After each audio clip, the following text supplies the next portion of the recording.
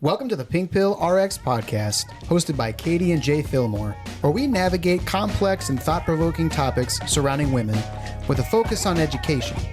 For shorter form content, follow us on TikTok, Instagram, or YouTube at Caters88 or PinkpillRx. That's KATORS88. If you enjoy this podcast, please give us a follow and maybe a nice review. Before we begin, I want to remind our listeners that with the potential TikTok ban on the horizon, you can always find us on YouTube and Instagram. We're committed to keeping our community connected, so make sure to follow us on those platforms to stay up to date with all of our content. And hey, if you love what we do and want to support our mission, consider joining our Patreon for just $1 a month. Your contribution helps us continue bringing you this content. Also, if you have a story you'd like to share with our listeners and followers, please email us at pinkpillrx@gmail.com. All stories are shared anonymously unless specifically stated that you want your name included. And lastly, we are starting an email list that we will eventually use for announcements, podcast episode releases, and any updates. We're also playing around with the idea of sending fun facts and stats if there's enough interest. So if you'd like to be included in our emails, please use the link in the show notes to sign up. As a reminder, we're your hosts, Katie And Jay Fillmore. And we are thrilled to have you join us for another eye-opening episode. I would like to give a trigger warning saying that we are talking about some sensitive subjects today. Childhood sexual abuse, marital rape, sexual assault comes up. If that's something you're not in a good place to listen to right now, I just want to give you a heads up that this might not be the episode for you. Now let's begin. How you doing, Jay? I'm doing well. How are you doing, Katie? Hanging in there. We're recording this over nap time, so we'll see how this goes. Yeah. Today, we have a special episode that we are titling, Can You Talk About?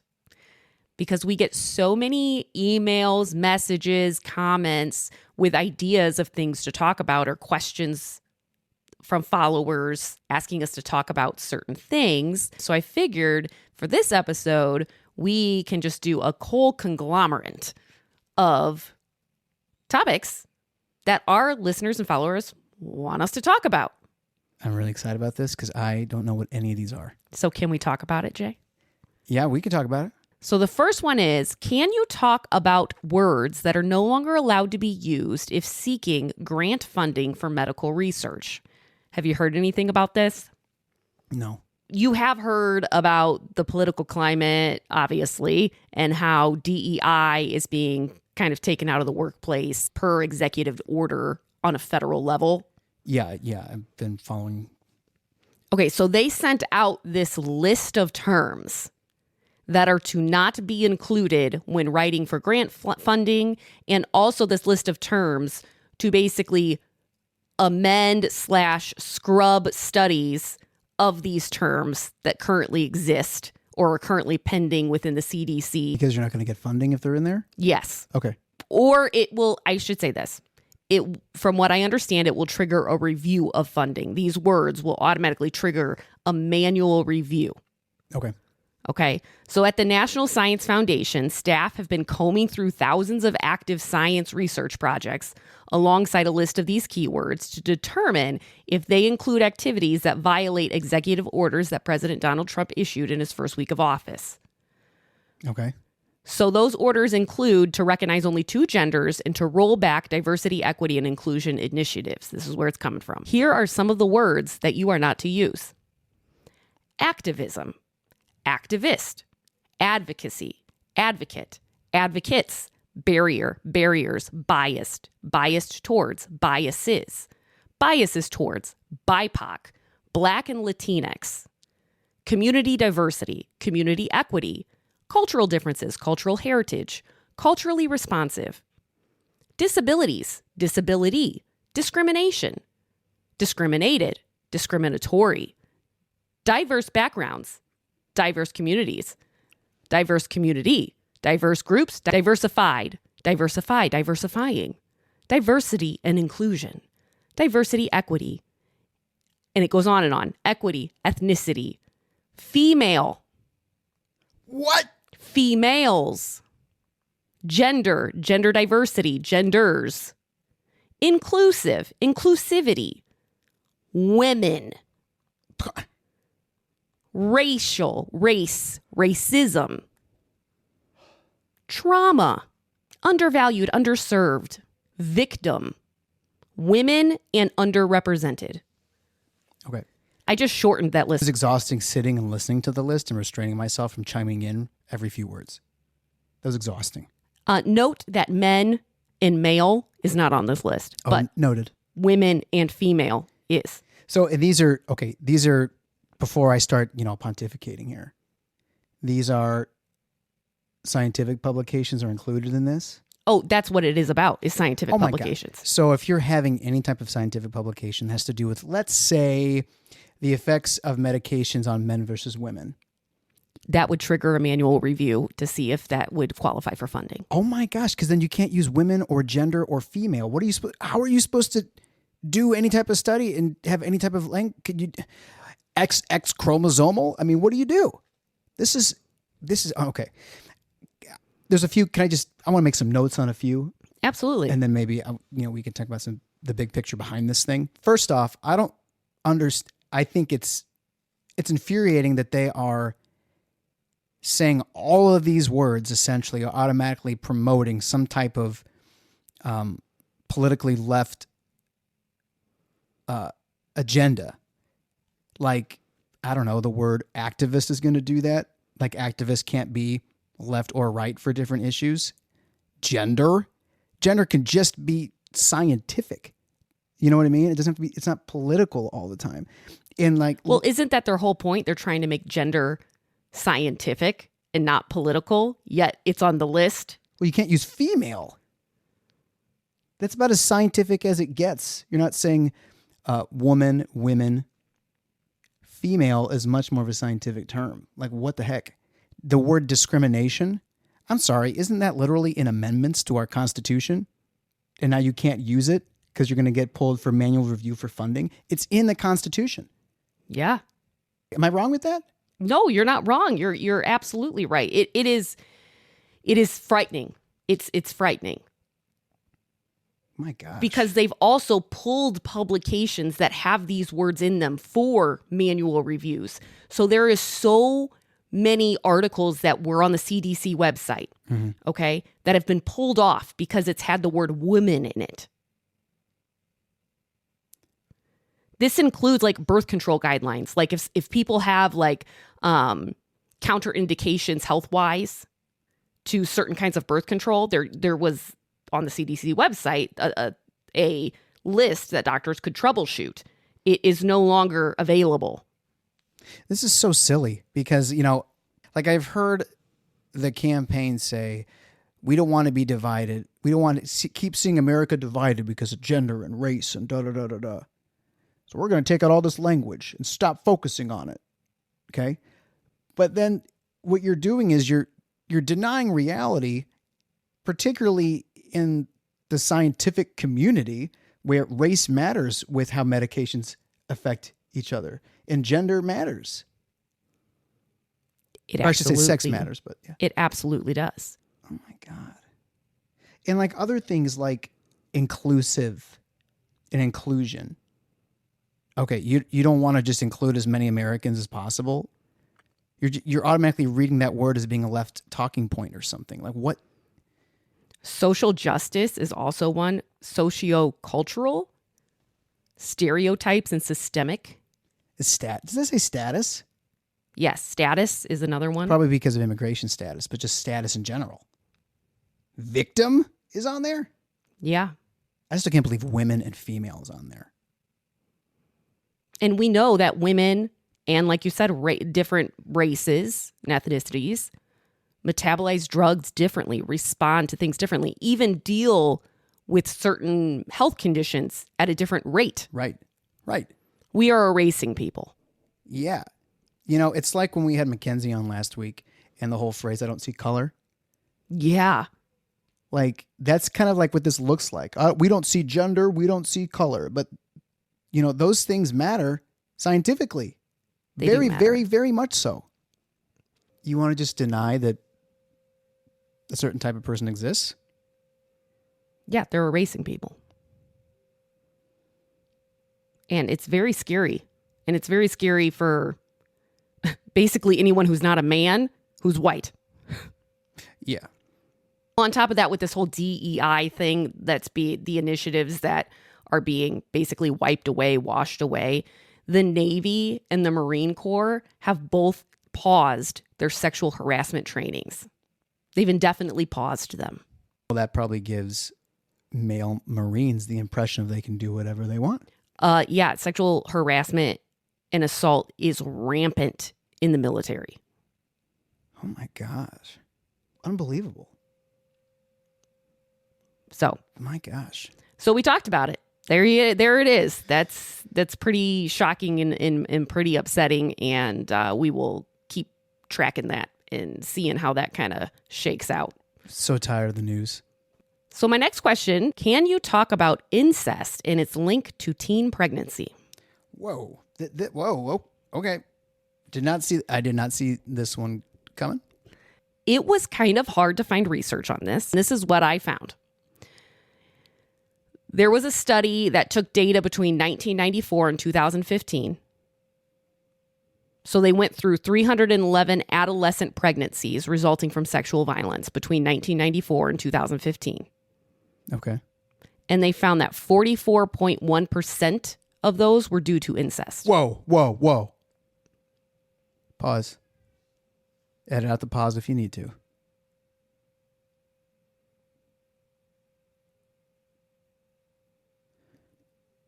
Whoa. So, okay, are we talking parental? Are we talking like extended familial? Are we talking sibling? It was hard to get that information, but I did find some other stats that I can at least share. So at least 1 in 4 girls experience sexual abuse. Like just in general? Just in general. 25% of all girls in our country? Yes, in the U.S. This is U.S. stats. Thank you for clarifying. Experience what? Child sexual abuse. I don't know how you make it out as a woman in your life not experiencing something like that, because 1 in 4 girls, and then it's 1 in 6 women are raped. 25% of girls? I believe the stat for boys is 1 in 6. 1 in 6? 1 in 6 for boys? So you pull a kindergarten class, 24 kids. Let's say 12 boys and 12 girls. So you're going to have 3 girls and 2 boys in one kindergarten class. Correct. On average. Oh my gosh. That's one of the most horrendous stats I have heard. As a father, I got 4 girls. It's terrifying. Is this someone you know? Is this a peer? It is typically somebody that you know. Yes. High statistics of somebody that you know. This is going to change my paradigm a little bit. 90% of childhood sexual abuse victims know the perpetrator in some way. I just took one of our kids to a birthday party today. How can I leave my kid anywhere? For children under 12, about 84% of sexual victimization occurs in the residence that the child lives. 84% happens in the home? Yes. So you're talking a sibling or a parent, right? I mean, possibly. Or it could be an extended family member or a close family friend. I know that's really heavy. Yeah.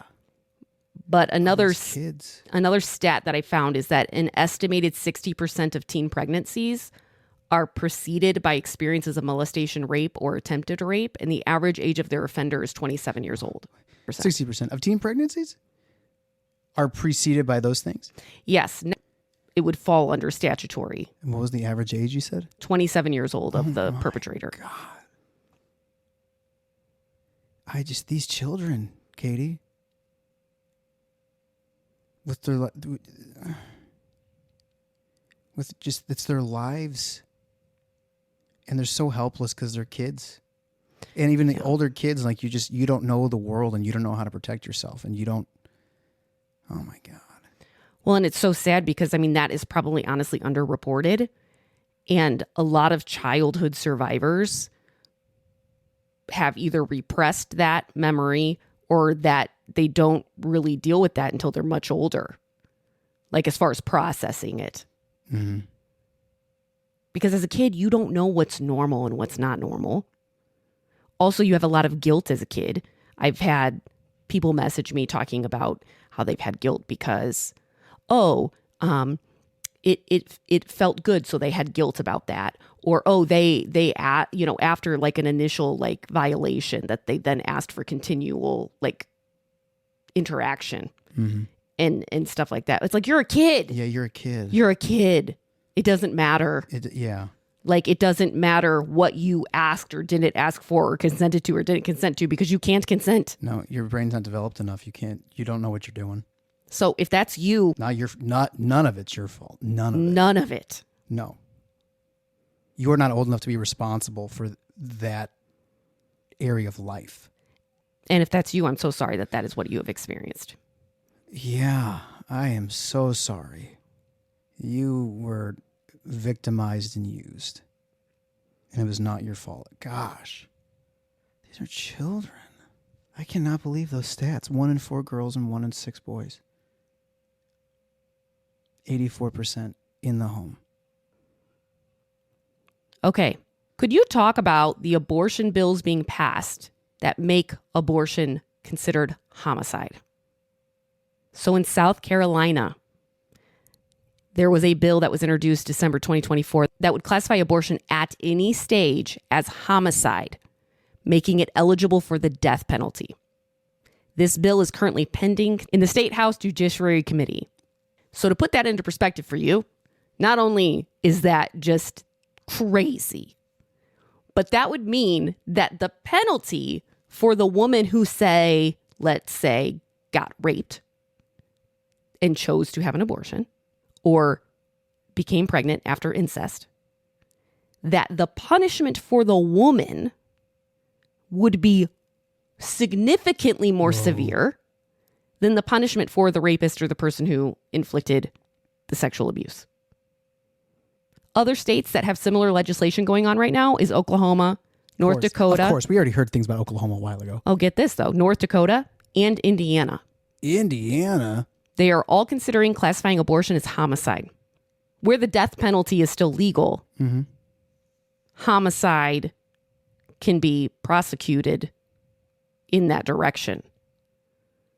And get this, a rapist, for example, cannot be given the death penalty because it's against federal law. The death penalty cannot be imposed on non-homicidal crimes. It's unconstitutional under the 8th Amendment, per a 2008 U.S. Supreme Court ruling, Kennedy versus Louisiana. My mind's just going through like, okay, let's say that happens to you as a woman, and then you use a self-defense because this was done to you. Oh, that's interesting. Or for rape, or it's life-threatening to you medically. But then even so, you have to go through the whole trauma and financial depletion of a trial on top of having to have an abortion, which has its own emotional and psychological effects, regardless of why you do it. This is the thing about abortion that really gets me, and it's always gotten me. We see the extreme on both sides. We see the super, super conservative side should be prosecuted as homicide and like burn down the abortion clinics. Like that's the face of the conservative pro-life movement. And then on the opposite end of the spectrum, all you see is the women saying, my body, my choice. I believe that. Your body, your choice. I do believe that. But what I am going to say, a lot of times women who get abortions, usually it is a resource problem. Usually it's a domestic violence issue. Usually it's, when I say resources, I mean financial, I mean housing. It's an unhoused problem. It's a family support problem. It's like, it's so much deeper. No one wakes up in the morning and just says, man, I really hope one day I'll be able to have an abortion. Nobody does that. That's not how this works. We miss the woman in it all. We need to bolster support for domestic violence, for sexual assault, for resources, for Medicaid, for welfare, for SNAP benefits, for all these things. That's a really good point. I agree. I think you're right. Both sides need to be pro-woman. And pro-woman would be taking care of the woman. It's not pro-choice and pro-life. It's just pro-woman. Yeah, just pro-woman. Period. That's great. I love that. Moving on. Another question that I was asked after our marital rape episode was, would you consider sleeping sex rape if you're married? Are you going to define sleeping sex? What do you think I mean by that? I'm going to assume one spouse initiates and has sex with the other spouse while the other spouse is asleep. Correct. And they wake up during? Or maybe not, but yes. Okay. Yeah. I mean that's pretty much rape. I would I would consider that rape, unless this is a conversation that you guys had ahead of time that was a consensual thing, and that's like a thing that you want to do and you have communicated that and it's mutually agreed upon. I even think then it can be a little gray because, again, I think consent is ongoing, enthusiastic, and in real time. So the unconsciousness part kind of throws me a little bit there with that. But I'm sure that there are people who have a thing for that and that mutually agree upon that and mutually consent upon that. I'm sure that that's a thing. But if that is not the context in which that is being practiced, then I would classify that as non-consensual sex. Yeah. Which therefore, in my mind, would be rape, marital rape in this situation. But in general, if you're in a relationship. Yeah, you still need consent within a marriage, and there isn't if one person's asleep. I mean, to me, it just seems pretty cut and dried. Okay, great. Well, we'll move on then. Yeah. Could you talk about the difference in funding when it comes to women-specific ailments compared to erectile dysfunction? You got data? I do have some data. This is going to be interesting. And I'm going to refer to erectile dysfunction as ED. To start out with, ED research versus endometriosis research. Oh, man. You're just coming out swinging. So from 2019 to 2023, erectile dysfunction, they found, had $1.24 billion worth of funding during that period of time, which was 6 times higher than funding for endometriosis. Oh my gosh, that is a massive difference. I will say that the NIH funding did increase from $13 million in 2020 to $29 million in 2023 for endometriosis. So that was a good thing. That's good. So that's better. It's increasing, but it's still not there. Yeah, definitely not there. There was a study that was also done on endometriosis that we were talking about yesterday. And that study, that was actually funded. This was a funded study for endometriosis. And it was on the level of attractiveness. Oh my gosh. People with endometriosis had versus people without it. And that's what some of the precious funding is going towards, a study like that? Yes. That is... It was attractiveness of people with endometriosis versus people without. And the different kinds of endometriosis they compared. Like if you had endometriosis in this area, how attractive were you compared to this area? I thought that was nuts when you shared that with me yesterday, but I didn't even know about the funding comparison. You're already just not having enough funding compared to other things like ED, but then the little funding you have, you're spending it on crap like that. It is outrageous. What is up with that? That is unbelievable. Can I circle back to something real quick? You said ED 39 million a year, NIH, endometriosis 29 a year. Is there a treatment for endometriosis? No. Is there a treatment for ED? Yes. But we're reporting more funding into ED than the thing we don't have any treatment for yet. That's a good point. Now, you know what? People are gonna be really, really technical with me here. Okay. There technically is treatment for endometriosis, like they'll put you on birth control, or else it can have like surgical intervention. But both of those are really subpar. Like they don't really fix the problem. So birth control, it would be considered an off-label treatment. Correct. Right? Yes. But so there's no quote unquote label treatment other than surgery. To my knowledge, no. So guys can take a pill, but women either have to take an off-label treatment or have surgical intervention. And there's no more funding for ED that already has a pill than for endometriosis. That's a great point. That's wild. What the heck? Dude, the healthcare field in women is so screwed up. In 2015, there were 5 times more scientific studies on erectile dysfunction than premenstrual syndrome, so PMDD. How do we still need all these studies? What more is there to learn about it? That seems really wrong. PMDD like really affects your life. And not that ED isn't, but like that's just having that big of a disparity. Like ED having over a 4-year period over $1 billion. It just seems that the disparity is huge. Do you want to hear something terrible? Sure. There was a trial going on where there was a medication that they showed relieved menstrual pain and like PMDD symptoms. Okay. Research had to stop due to lack of funding.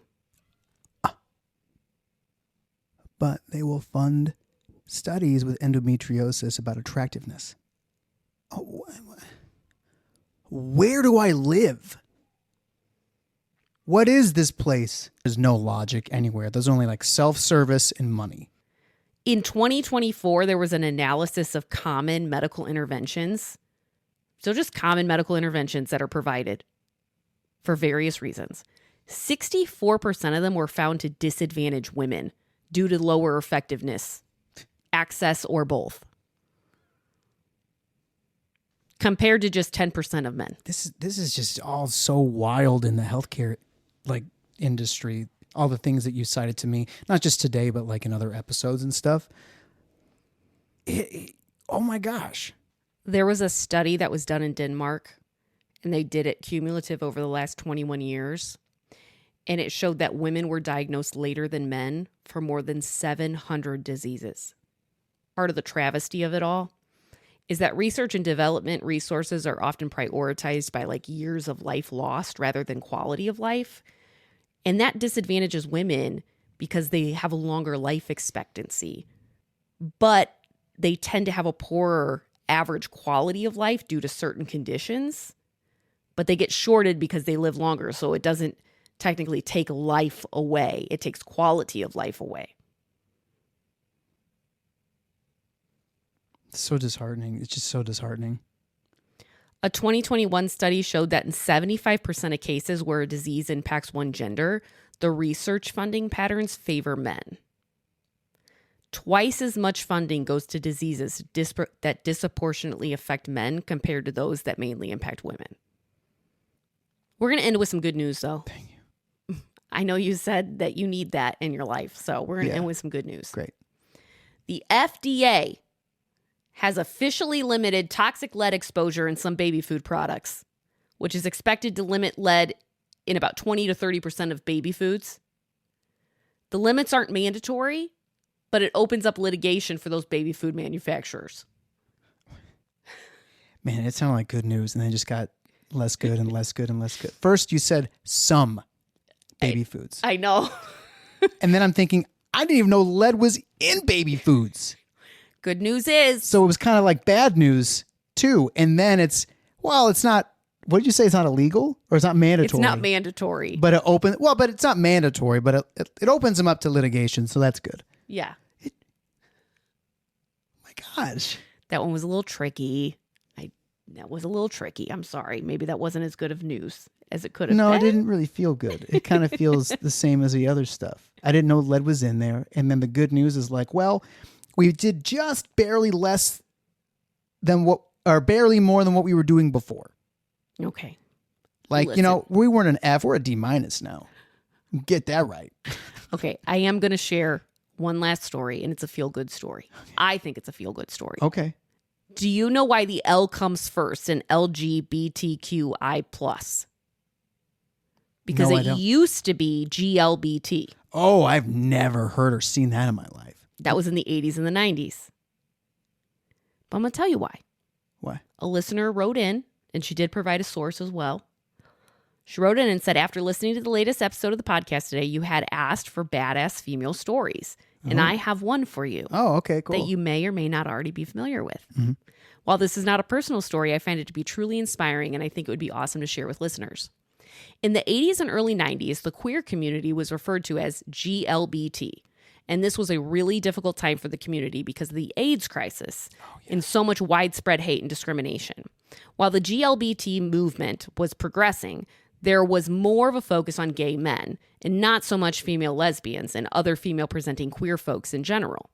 The feminist movement had not taken off quite yet within the queer community at this time. While in the midst of the AIDS crisis, the disease was disproportionately affecting gay men. And since many people were afraid of catching the disease, medical treatment and other resources were extremely difficult to come by. Lesbians were at the forefront of helping gay men with medical care. They donated blood, provided food and shelter, and stepped in to nurse the ill when many refused to treat them with care and respect. Their willingness to support gay men in their time of need sparked a closer relationship between the two groups. Due to the camaraderie that was sparked out of such a hateful and dark time for the queer community, the movement and community had been renamed as LGBT to honor the lesbians who stepped up to help gay men during the AIDS crisis when so many others refused. Whoa. Isn't that a beautiful story? Yeah, that is a really beautiful story. Yeah. Man, what just love and compassion. And then to change the acronym in honor of them. Yeah, how beautiful. What reciprocation and what appreciation, and that's beautiful.